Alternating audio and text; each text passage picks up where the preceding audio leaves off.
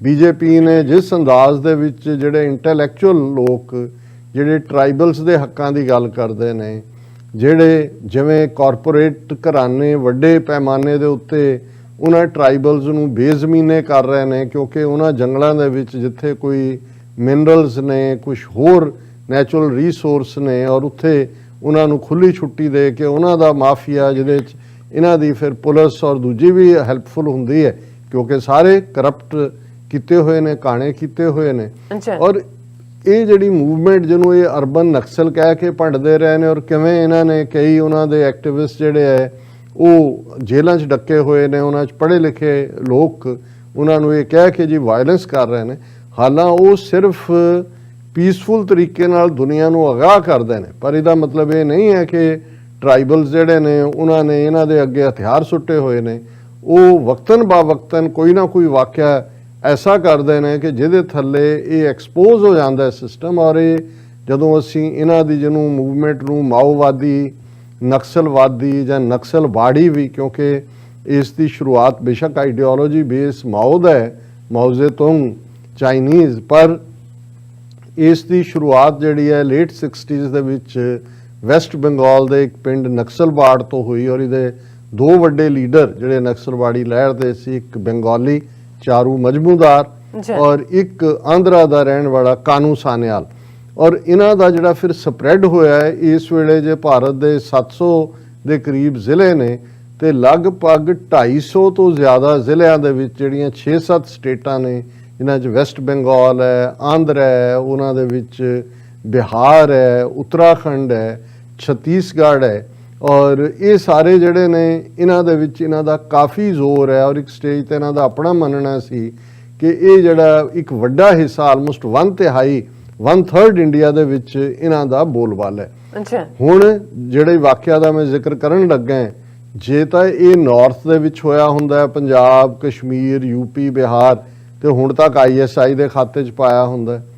जे north east दे विच हुंदा, उत्थे चीन दा नां तां नहीं लैंदे, पर यह हुंदा है जी चीन जिहड़ा है नागिਆਂ ਨੂੰ, मीज़ोआं ਨੂੰ, बोडोज़ ਨੂੰ, फलाणिਆਂ ਨੂੰ, मणिपुरियां ਨੂੰ जिहड़ा फाइनेंस करदा। पर यह जिहड़ा सारे जिन्हां ਨੂੰ माओवादी ਜਾਂ नक्सलवादी किया जाता है, इन्हां दा दबदबा उस सारी बैल्ट दे विच उवें ही है जिवें जे हुण तालिबान ਨੂੰ कौन पैसे दिंदा, कित्थों लैंदे ने, क्योंकि उन्हां ने जदों एक वड्डा हिस्सा एक टैरीटरी दे उन्हां दा कंट्रोल है, भावें देश की सरकार कही जो अफगानिस्तान हुकूमत है, सो लोग उन्होंने टैक्स भी देंदे ने, वो लोगों को महफूज भी करते हैं और लोगों की प्रोटैक्शन भी है। और जिहड़ा उन्हां दा कैडर है वो भी लोगों चों आंदा। और एक स्टेज के उत्ते इन्हां दी अपनी इंटैलीजेंस एजेंसियां का कहना सी कि नक्सलाइट्स के कोल 50,000 तो ज़्यादा ट्रेंड कैडर है, जिहड़े हथियारबंद भी ने, हथियार चलाउणा भी जाणदे ने, और उन्हां च औरतां भी ने और बिल्कुल निडर ने। और ये किस हद तक अपने ईवन मिलिटैरली उन्हां दे विच जां जिहड़ी है वो एबिलिटी है, उहदा एक सबूत है कि बीते कल जिहड़ा एक वड्डा हमला उन्होंने कीता छत्तीसगढ़ दे विच, जिहदे च इन्हां दा अपना मनना है कि 20 तो 22 इन्हां दे जवान मारे गए और 30 तो ज़्यादा जख्मी ने। और जिहड़े मारे गए कोई ऑर्डनरी स्टेट पुलिस दे ढिड्डल जे सिपाही नहीं सीगे, उन्हां दे विच CRPF दी एक स्पैशल इन्होंने यूनिट क्रिएट की हुई है, कोबरा यूनिट, उन्हां दे जवान, और डिस्ट्रिक्ट रिजर्व फोर्स जिहड़ी अगेन एक एलीट फोर्स है उहदे जवान, और स्पैशल टास्क फोर्स जिहड़ी इन्होंने क्रिएट की हुई है।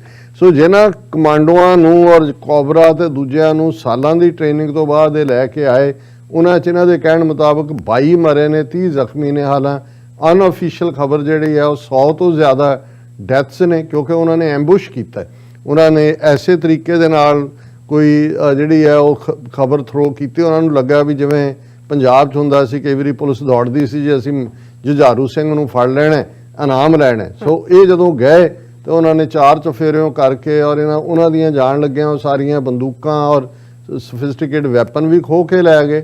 डैड बॉडीज़ भी कुछ जिहड़ियां ने अजे तक इन्हां नूं मिल नहीं रही। और इस गल ने इन्हां नूं हिला के रख दिता है, क्योंकि खबर इंटरनेशनल है, लुको नहीं सके। और अमित शाह भी असम के दौरे तो दौड़ के वापस पहुँच गया है, और इंटेलिजेंस ब्यूरो और रॉ और सारे हो रहे ने हम छोड़ेंगे नहीं, हम बैफिटिंग जवाब। पर इस गल ने एक्सपोज कर दिता है।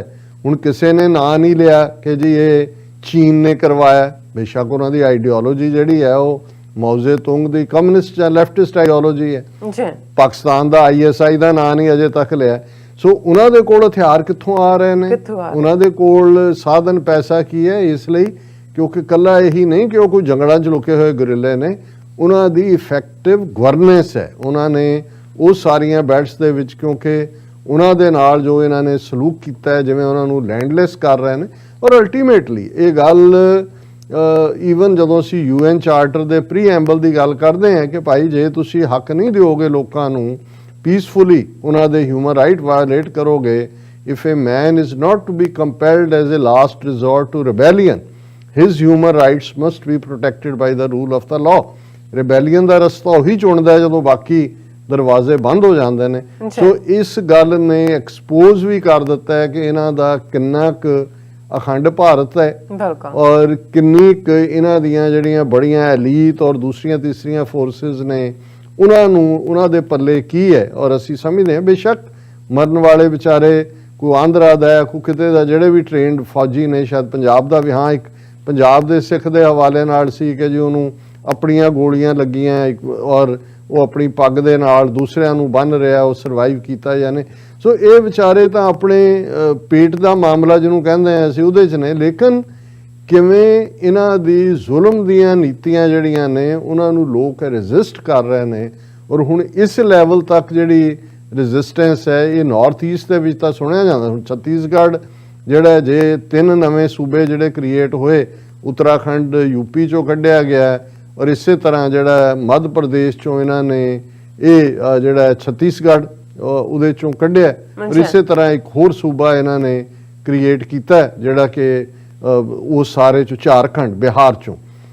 हुण जे ये मध्य प्रदेश UP CPC किसी जमाने च heart of so called mainland India, जे उत्थे इस लैवल दे उत्ते इन्हां दी पकड़ है तो फिर अंदाज़ा लाना औखा नहीं है कि भाई ये कितनी जल्दी खंड खंड होण जा रहा है। ये कोई अखंड भारत नां दी चीज़ नहीं है।